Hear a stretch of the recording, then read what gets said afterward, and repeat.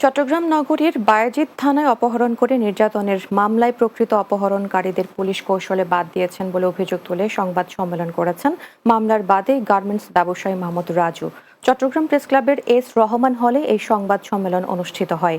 ভুক্তভোগী গার্মেন্টস ব্যবসায়ী রাজু অভিযোগ করে জানান, থানায় করা মামলায় অপহরণকারীদের মূল হোতা এলাকার চিহ্নিত সন্ত্রাসী বোরহান, সালামতুল্লাহ, মঞ্জু ও টিপু সহ বেশ কয়েকজনকে বাদ দিয়ে ওসি আরিফুর রহমানের নির্দেশে মামলা রুজু করেছে বায়েজিদ থানা পুলিশ। এ বিষয়ে স্বরাষ্ট্র উপদেষ্টা সহ পুলিশ কমিশনারের দৃষ্টি দেওয়ার অনুরোধ করেছেন ভুক্তভোগী ব্যবসায়ী রাজু।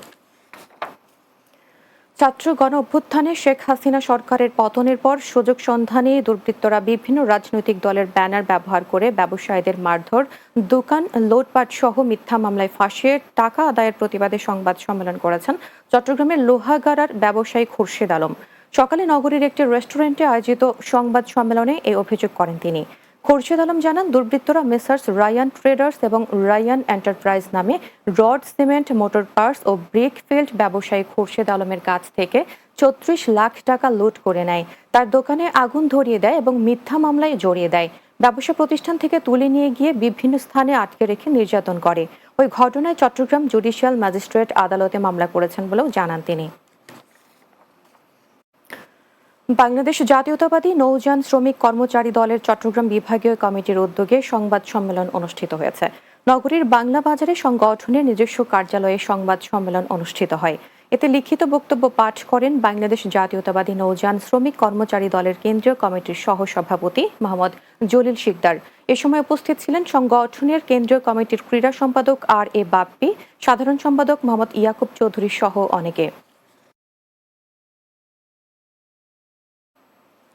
শেষ করব দিনের বাংলা, যাবার আগে শিরোনামগুলো আরো একবার। আজ বড়দিন, খ্রিস্টান ধর্মাবলম্বীদের সবচেয়ে বড় উৎসব। বিশ্বের অন্য দেশের মতো বাংলাদেশেও নানা আয়োজনে উদযাপিত হচ্ছে দিনটি।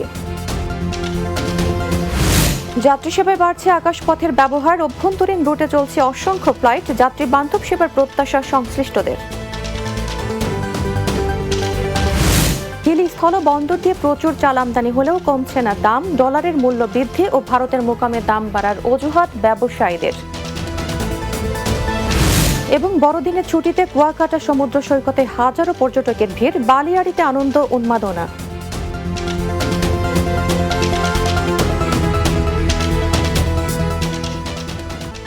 দর্শক, এই ছিল দিনের বাংলায়। আমাদের পরের সংবাদ রাত ৯টায় রাতের বাংলা দেখার আমন্ত্রণ রইল। এতক্ষণ সঙ্গে থাকার জন্য ধন্যবাদ সবাইকে।